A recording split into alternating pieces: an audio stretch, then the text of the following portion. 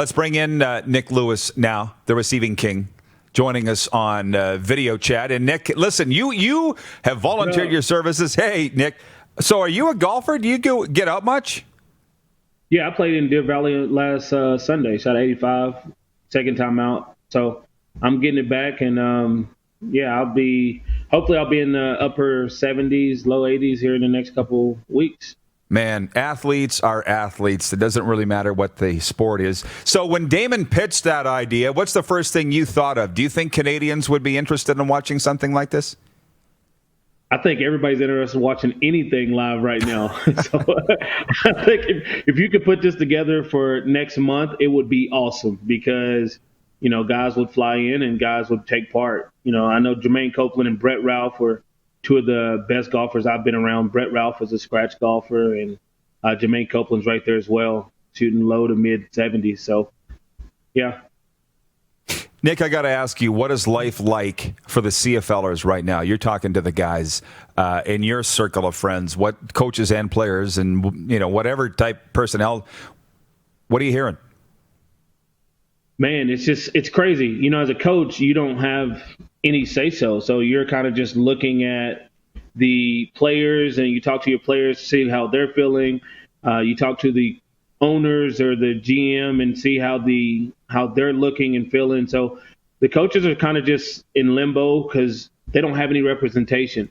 The players, they feel confident, but they don't know what's going to happen. I think everything's going to factor in on this $150 million, and if the owners want to go through with playing the game, right? Because if the owners get paid for it, they'll do it, and if they're not going to get paid for it, then I don't think they're going to do it. And I think that's the bottom line. I don't think they care about you wanting sports. They only care about making money or losing a little bit so they can still write it off. Right, their business. So let me just back up on that for a second. Yeah. You're saying if they get Ottawa money, we're good. If they don't get Ottawa money, we're in a lot of trouble. That's what you're saying? Yes. And I'm actually working with a guy out of ex-MLB pitcher. We're launching an app here next month, in the next 2 months, early July or late June. And, he's been working on it for over a year. And it's definitely something that I'm looking to work with the players, the CFLPA, and the owners to help them generate income this year and giving away something for 2021. So season tickets in 2021. So each team would give away so many season tickets to generate income this year so that we can play the game. I'm a huge supporter of the CFL, and I want to see the game, and I don't want to see the game go. Randy Ambrosi was on Monday, and he said as each day this pandemic goes on, the more they think about what the CFL is going to look like when it comes back, which totally makes sense, right? Have you been talking with the guys or even in your own mind formulating ideas of how it could look? I mean, I just can't stop myself from thinking about maybe the ratio changes, the salaries changes, you know what I mean? Ticket prices, all of that. Have you guys been talking about that? No, I haven't talked to me. I've seen some stuff where every third seat somebody could sit and things like that. There's going to be some changes, and until they figure out what's going to happen with this pandemic, nobody knows. Nobody knows if it's going to affect 2021 season or if everybody's going to have a shot by then or whatever the case is going to be, so that you can get back to regular sports with the stands packed and just enjoying. So right now, everybody's just kind of waiting and seeing what's going to happen. Okay, so I have a thought on that, but first, Brian Warishin's watching in Vancouver, BC Lions Den podcast host, and he says, Geroy Simon versus Nick Lewis. Let's settle this on the course. Already beat him. You'd beat him? I beat him last year. Wow. How did that go over with Geroy, who does not like to lose? It was good. He had a bad day. So we went out, we played together. It was good to get out with Geroy. It's good to hang around Geroy and get to know him a little bit more off the field.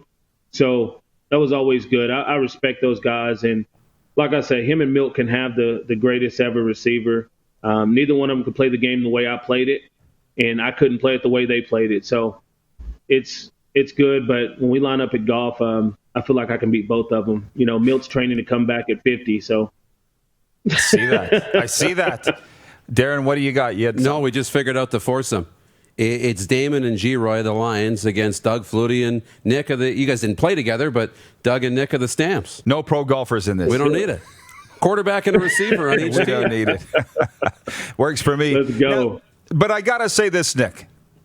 You came to the CFL, you said, in 04, right?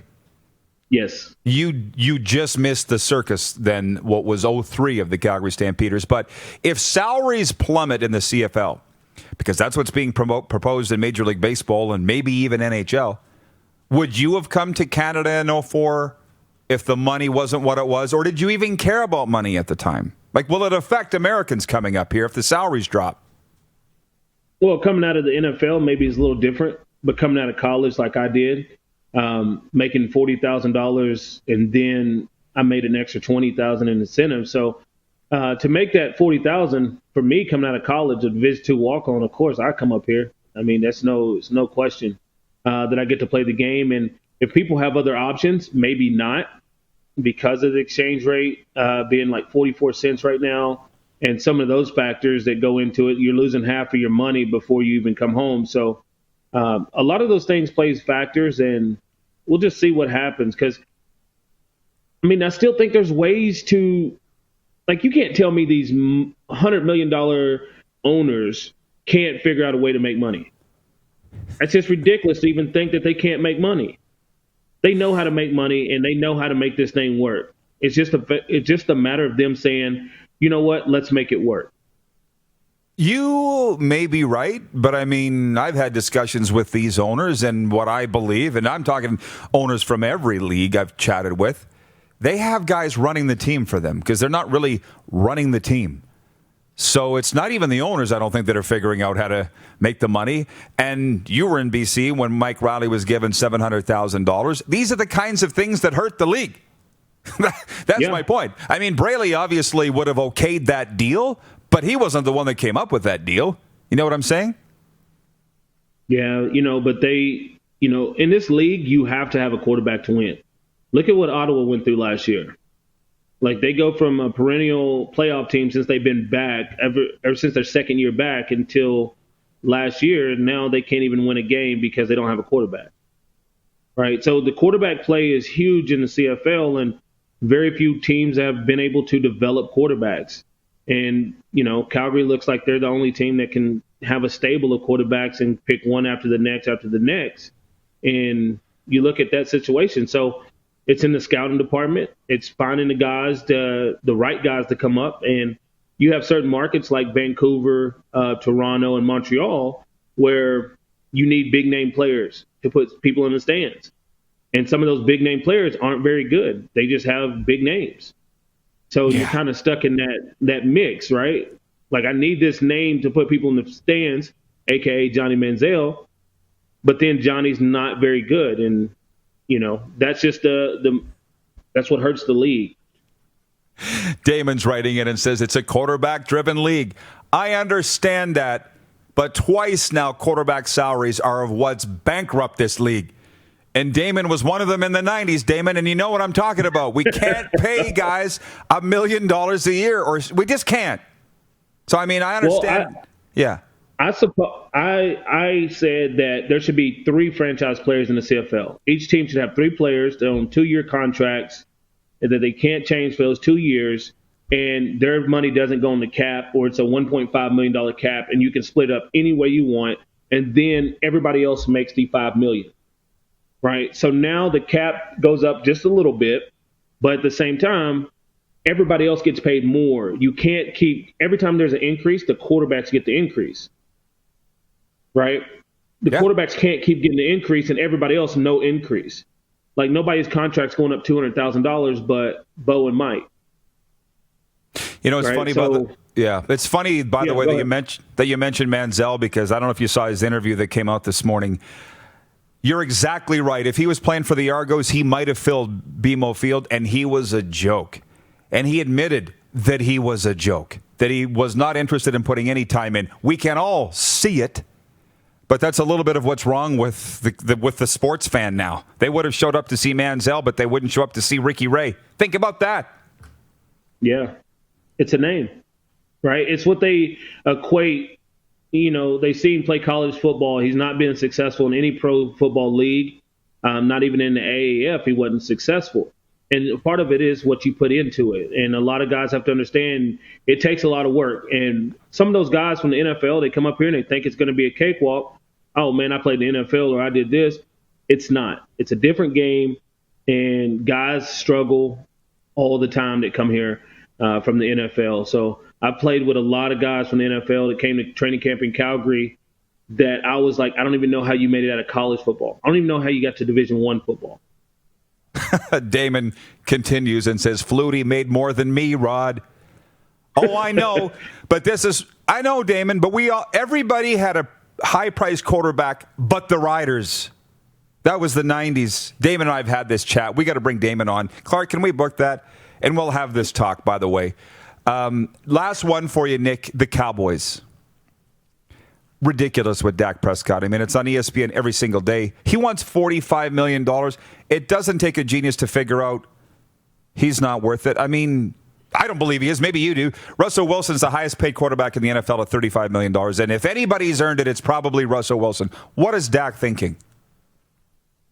I don't think Dak is thinking. And sometimes these agents put players in situations. Dak is only going to be good when he has quality talent around him.